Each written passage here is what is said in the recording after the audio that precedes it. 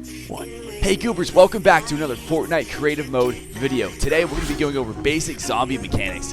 This is going to be super simple. I just want to show you guys what happens when you use chiller nades and you use like traps and poison traps. We've got Boogie Bombs and shadow bombs. What happens to these zombies when you use that stuff around them? Also, we've got some color changing tiles. I've got these little speed pads, and we have the Pinball Bouncers, and we've got the regular bouncy balls here. So we're gonna see what happens to these zombies when we use that stuff around them, and kind of the difference between the creature managers and the creature spawners. Here, let's show you. So these two things, creature placer, my bad, and the creature manager. We also have the creature spawner. So there's these three things you need to know about if you want to make a zombie map. So let's get right into it. All right, we're starting with those color changing tiles. Check this out. So when I step over one, it changes color. What happens if a zombie steps over it? God, look at those things fly around. Oh, it's so funny. Nothing. So nothing happens. Let's round these guys up right over here. So you can see these things flying around. I got that setting on high, so it's kind of funny how they jump around like that. And let's combine that with the bouncers. How ridiculous is that? Okay, let's check out the Boogie Bombs. Bro, they're dancing. They're dancing and flying. Oh my gosh. We got chiller nades now. Hey, let's talk about that real quick. Check this out. If I throw a chiller nade, the zombies freeze. All right, shadow bombs. They don't even see you. They have no idea where you are if you throw shadow bombs on. This is awesome. For whatever map you want to make, hey, I really hope this is giving you guys some good ideas here. Okay, poison traps.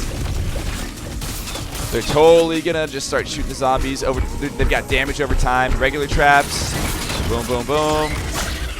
Okay, if you notice, they're gonna start wanting to break those traps. Look how they're standing still like that. So keep that in mind.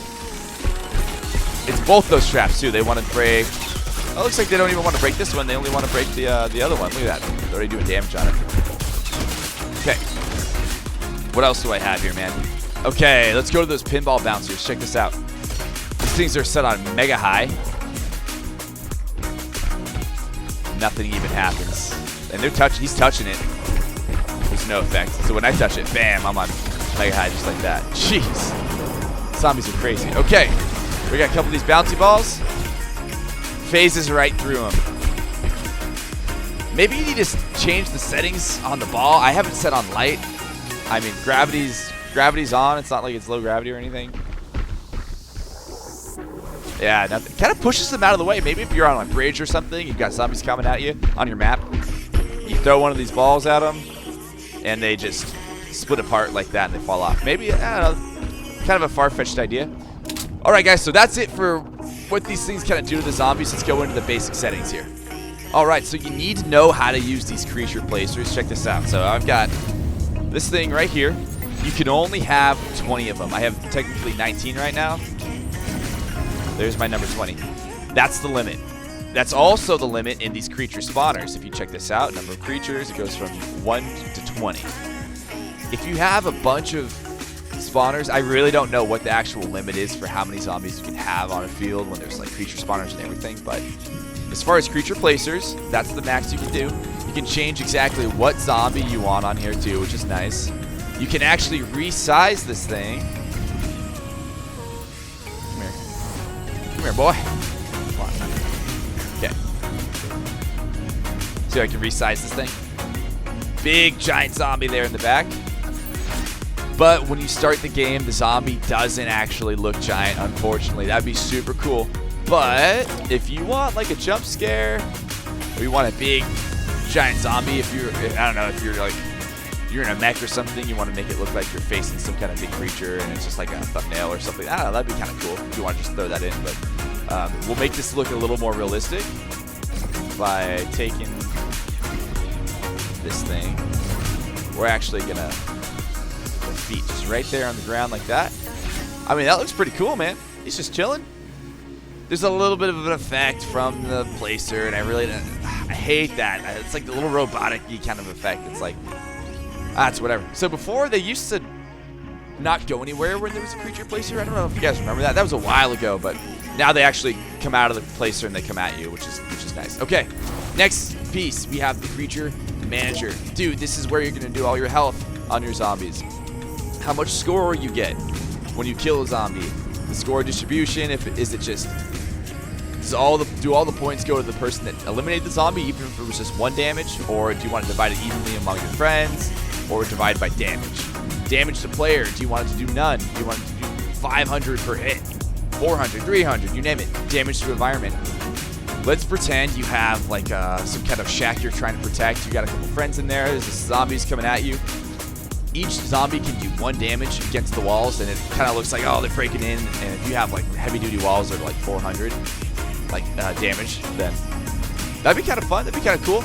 Or do you want to just make them maybe just want to make one of the zombies just that pile driver, just that insane kind of force, and you see that gold zombie come at you, you're like, oh my gosh, no, you gotta take that one out. Okay, movement speed as well. Let's do this real quick. Let's do a little comparison. We're gonna do some very slows. We're gonna do some fasts. We'll throw some defaults on there as well. I really want you guys to see very fast though. That's the best one in my opinion. Super slow is kind of cool too, but dude, the fast ones are just like, holy crap, these things are coming at you. Watch this. Here we go. So they're gonna be sprinting. It's a whole new animation. It's not just them like drifting towards you faster and like doing the same animation. They're super fast and sprinting. I love it, man. Okay, you got those super slow zombies too. So these guys creep in the back. Get behind them so you guys get a better view. Look at that, he's just marching along. It's like Night of the Undead. Some kind of funny or serious game mode you can make with this, you know, have fun with it. I think it's really cool how they added the different speeds. I was just so excited when they even added creature spawners in this game at all, man. Like, I've been playing Halo Forge for so long. I was like, dude, I just need some kind of like AI. That'd be so cool. Finally, they've got something like that. I'm stoked for Halo Infinite too. Side note, I want to see what the Forge is like, man. That's gonna be awesome. Alrighty. That's it for the creature placer, creature manager. I showed you all you need to know about that. You know, you can set it up with channels. So you can make a certain zombie spawn if you hit a button or if you hit a trigger, for example. And you can do the same thing with the creature spawner.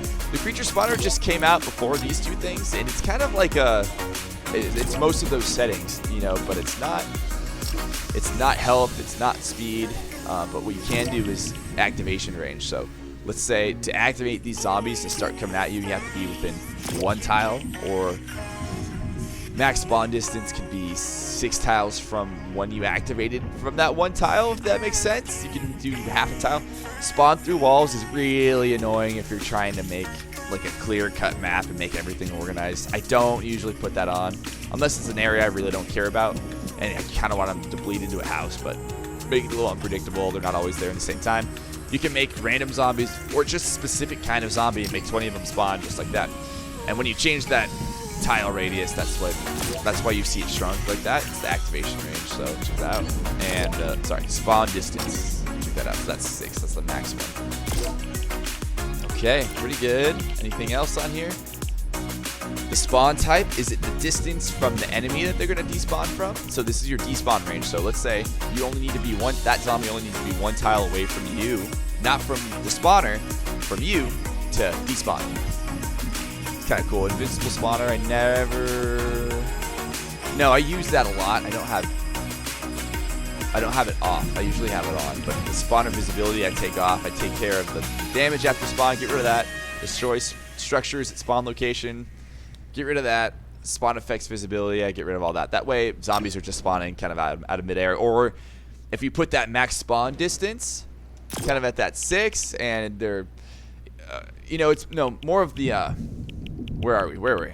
God, activation range. If that's on like 15, dude, they're already gonna be there. So I don't like the spawner look, man. It's so annoying. This is as small as you can make it too. You can make it super ginormous, but I just don't like that. Like, I got plenty of that when it was Battle Royale, when you had like the normal one. Like, this is, I don't know, maybe you want a big giant one for whatever reason. I think they're ugly and they just don't even fit, man. They're okay. That's my opinion though, right? So let's look into here and see if we have anything else that we can kind of go over. Eliminate creatures. Okay, so this is interesting. You can set up a trigger, and all the zombies that are on the field, you can set that trigger to say, hey, when you hit that trigger and it transmits on channel 1, let's say, all of those zombies that are on the field are going to be eliminated. It's like Yu-Gi-Oh or something, just like some kind of card game. So destroying the spawner is also an ability of that. If you have a trigger hooked up to it, let's say someone hits a trigger on channel 1, that zombie spawner is going to go away, but the remaining amount of zombies on the field are going to stay there. So you can keep that in mind. So there's ways you can make this kind of tailored to whatever game you want. I really like these devices that they put into the game. I think it's made this a lot more customizable. I really hope you enjoyed that creative mode video, guys. It's a basic settings about zombie mechanics, and we're about to do a part 2 to this video. So we're going to do advanced zombie mechanics to make this way more enjoyable. But hey, there's the basics for you guys. I hope you enjoy the rest of your day. Peace and love. Bye.